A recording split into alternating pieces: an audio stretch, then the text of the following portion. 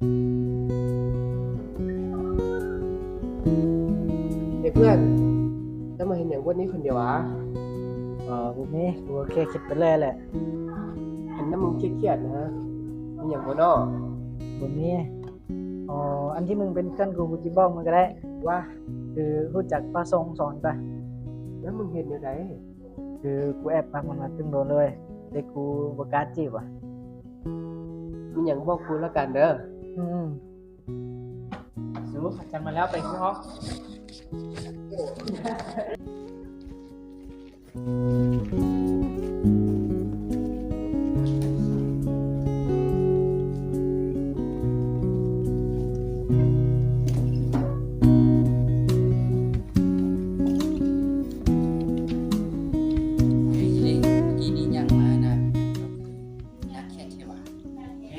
มึงเจียบกูเรื่องนี้นี่ไปที่ยัง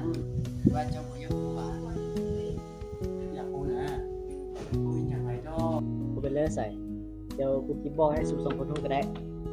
บอกเลยคือมึงรู้จักพระทรงสอนปะคือกูแอบพักมันมาตึงโดนเลยว่ะแต่กูบ่กล้าจีบอ่ะ มึงคือโหลใช่ปะคือโปรแกรมจีบเราโปรแกรมออกเรียนที่กูอยู่เส้นนี้ได้มึงรู้จักภาคสวีวันท่านบอก พาชีวิตแบบไม่เหลือวะ ก็คือเขาเฮ็ดอยากจะสร้างใส่วันนะ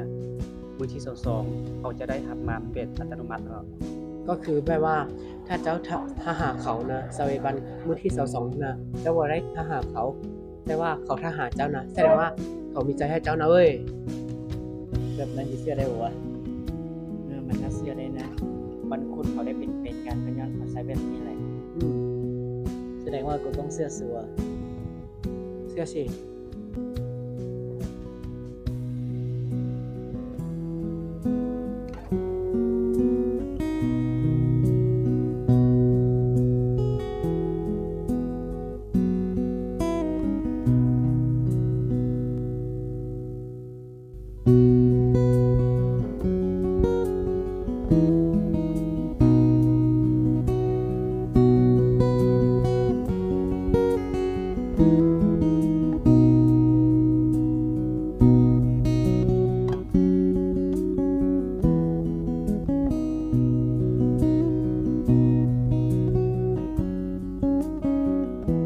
โอเคสู่ห้องมงห้องแล้วไป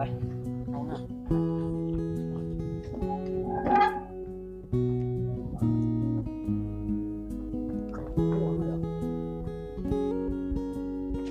เบิ่งจนจะกินข้าวด้วยนี่ สู่ก็ว่าไป พระส่งเขาเบิ่งเจ้าแหละ เป็นไผวะ อีเล้งอะนะ เขาเพิ่งเคยเห็นอย่างวะ หรือว่าเขามักเจ้า บาสดิคนรอบวันนั้นเขาจะมาคอยเหรอ เอ้าเจ้าว่าเจ้าบ่งามสละ บอกแบบค่อยหมายถึงว่า คนงามพนนาเขามีตั้งหลายคนเป็นอย่างคือมาคอย ว้า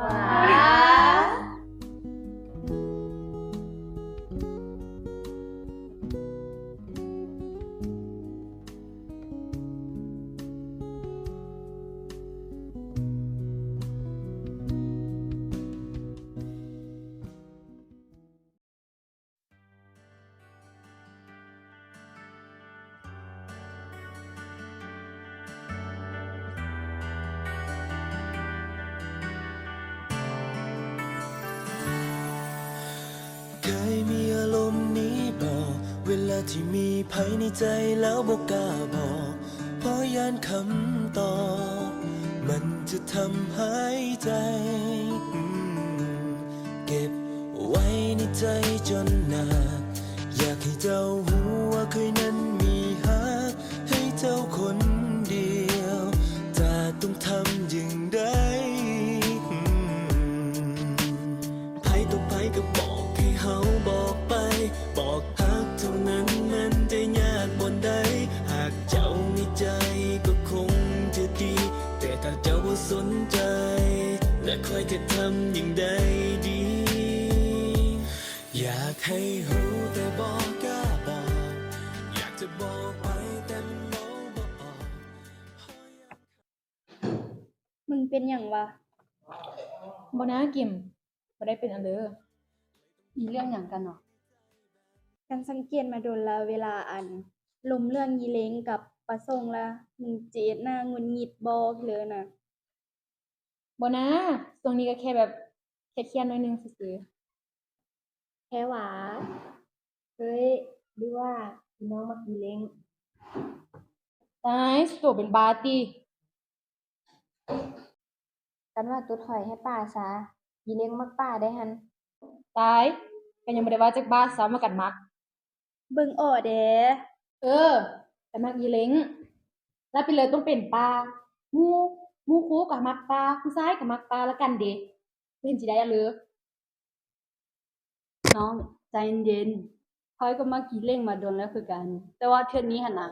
เราเป็นคนเข้าหาพลอยก่อนแล้วจะค่อยๆเฮ็ดแนวใดส่วนเรื่องหมู่ฮักบ่ฮักหั่นน่ะ ถ้าค่อยบ่ฮักเจ้านะเจ้าจะมาอยู่ในกลุ่มนี้ได้บ่ยุคการฮักตัวนะเว้ยพวกเขาก็ผ่านอีหยังกันมาตั้งหลายจะมาได้ฮักกันย้อนเรื่องผู้ชายนี่หว่า เออประสงค์ก็ฮักแท้แต่ว่าจักมันสิจีบติดบ่ เดี๋ยวอันสมมุติว่ากันจีบติดเด้เป็นเอาเลย มึงต้องยอมรับความจริงว่าจีบติดหรือติดห่ามึงต้องยอมรับความจริง อืม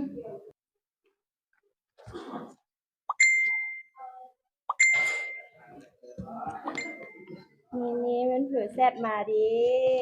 แม่นเห็นยิ้มน้อยยิ้มเยอะอยู่ไม่เผลอแซดมาดิ ว่ากูได้เป็นหยัง เบิ่งออกนะหรือว่าคบกันแล้วหวะหมู่แซวซ้ำนี้ก็ฮิบคบกันเลยเนาะ บ่แค่เส้นนั่นแหละ ที่จริงบ่แม่นคบกันโดนแล้วหวะ บ่ยังบ่ได้คบ เพื่อได้อยู่หวะ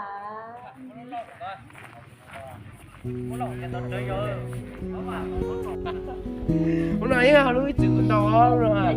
เป็นได้ตัวนี้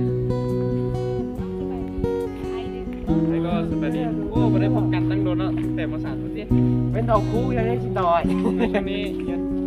tôi nói em bỏ đấy ถ้ามีโอกาสนี่ก็จริง cho cái này luôn เกาหลีเหรอเกาหลีก็ดีเลย như này cũ này liền ấy tên có mà cũ เอกสารที่เตรียมในการไป đâu cho mà cho mà